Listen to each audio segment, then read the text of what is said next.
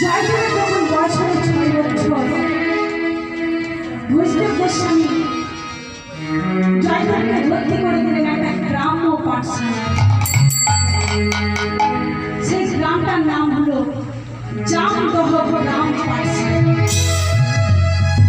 দেখবেন যেখানে জয়দেবের মেলাটা হয় তার পশ্চিম দিকে 7 কিলোমিটার দূরে একটা গ্রাম আছে। সেই গ্রামটার নাম হলো জামদহ গ্রাম। সেইখানে জয়দেব গোস্বামী ছোট্ট বয়স থেকে 6 বছর বয়স থেকে পাঠশালা যেতেন একা একা, কৃষ্ণ গুণগান গাইতে গাইতে যেতেন। তখনকার দিনে পোশাক ছিল হাঁটু পর্যন্ত ধুতি, ছোট্ট একটা গেঞ্জি, স্বরের কলম, কালির দেওয়াল আর তাল পাতার পুঁথি, আর কৃষ্ণ গুণগান গাইতে গাইতে যেতেন। কেমন যেতেন একটু গানটা আস্বাদন করুন। ভজ কৃষ্ণ মুরারি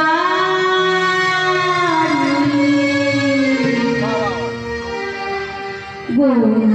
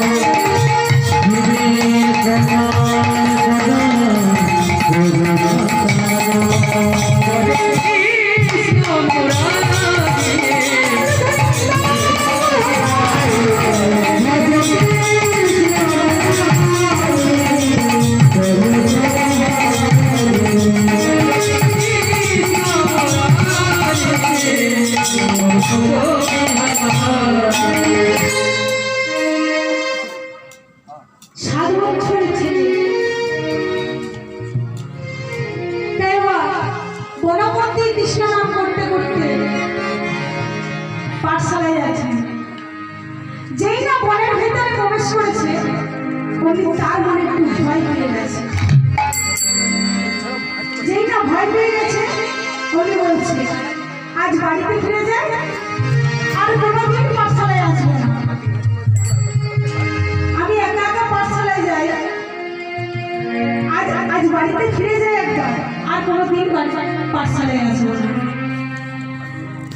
তাই বাড়িতে এসে তার পিতাকে বলছে, বাবা ও বাবা, আর আমি কোনোদিন পাঠশালায় যাব না। বলে সে কি রে,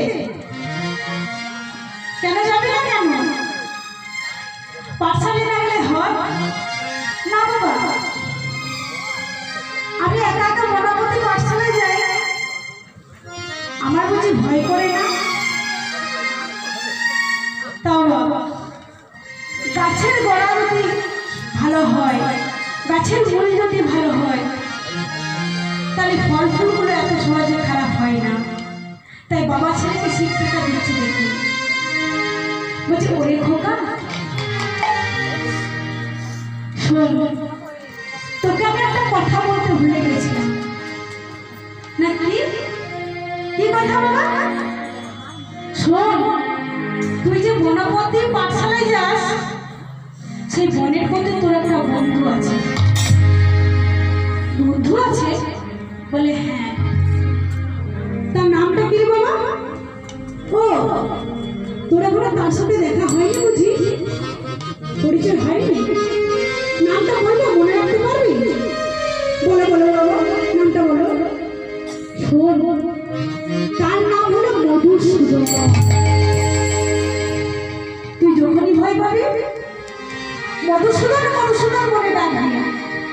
দেখবি তোর সামনে চলে এসেছে। তা বাবা ছেলেকে এমনি এমনি বলছেন সাহস দেবার জন্য, কিন্তু ছোট্ট ছেলে 6 বছরের নিষ্পাপ শিশু, সে পুরোপুরি বিশ্বাস করে নিয়েছে যে বনের ভেতরে মধুসূদন আছে। তাই প্রতিদিন দেরি করে পাঠশালায় যায়, আজ একটু তাড়াতাড়ি করে পাঠশালায় যাচ্ছে। সকাল সকাল স্নান করে চিড়ে মুড়ি কিনে দিয়ে দিয়েছে বাবা, আর পাঠশালায় যাচ্ছে। কৃষ্ণ কোনো গান গাইতে গাইতে পাঠশালায় যাচ্ছেন। কেমন ভাবে যাচ্ছে? হরি বলবো, হরি বলবো,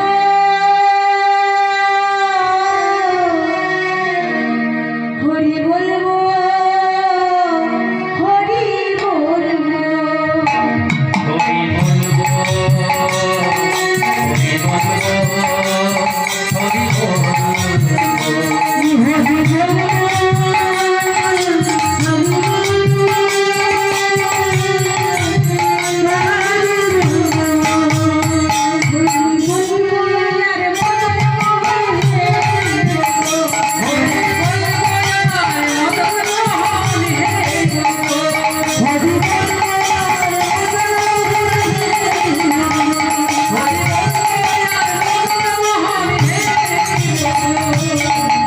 এই রূপেতে বাজে কথা,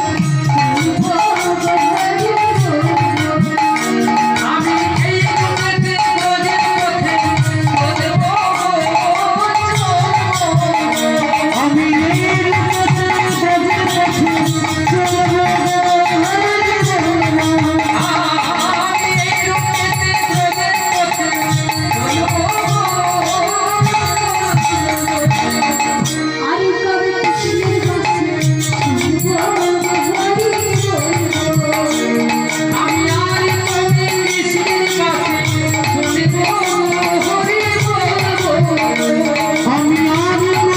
কৃষ্ণের কাছে শুনবো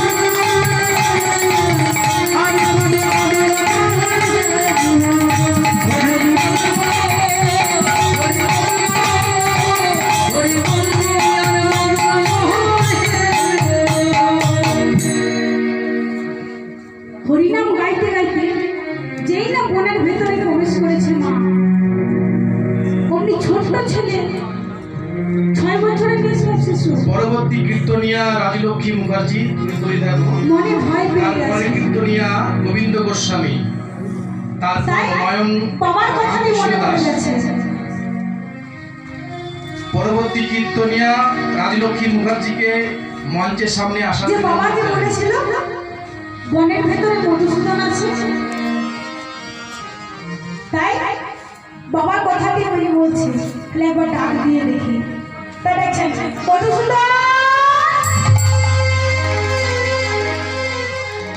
না, এইদিকে নেই তো। কিন্তু বাবা তো আমায় বলেছিল বনের ভিতরে মধুসূদন আছে, তাহলে এই দিকটাতে একবার ডাক দিয়ে দেখি। তাই ডাকছেন মধুসূদন।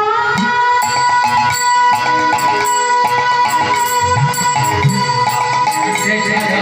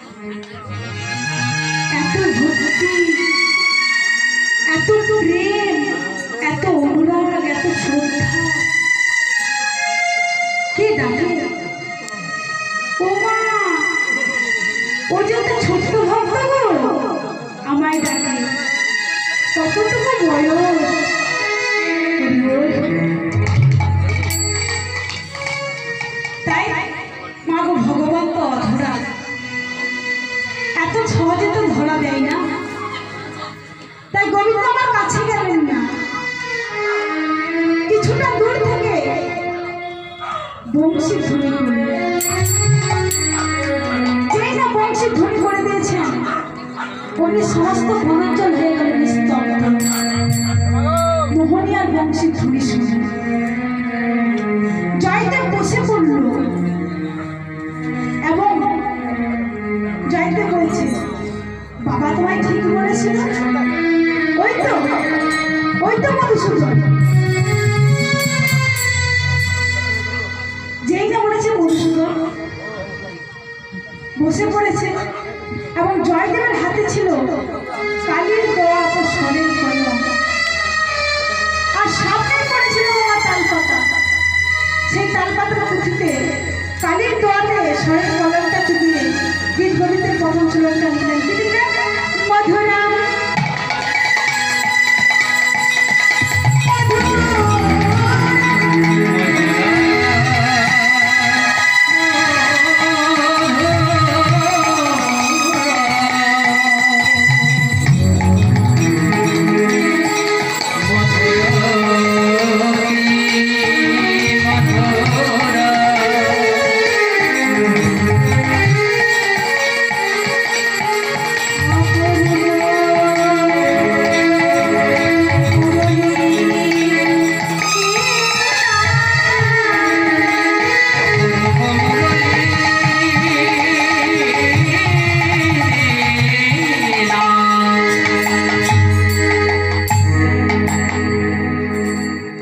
মধুরাম মধুরাম মধুরতে মধুরাম অপূর্ব মুরলীর নাদা। লিখে পড়ে রাজলক্ষ্মী মুখার্জি তোমাকে আসর আসার জন্য অনুরোধ জানাই।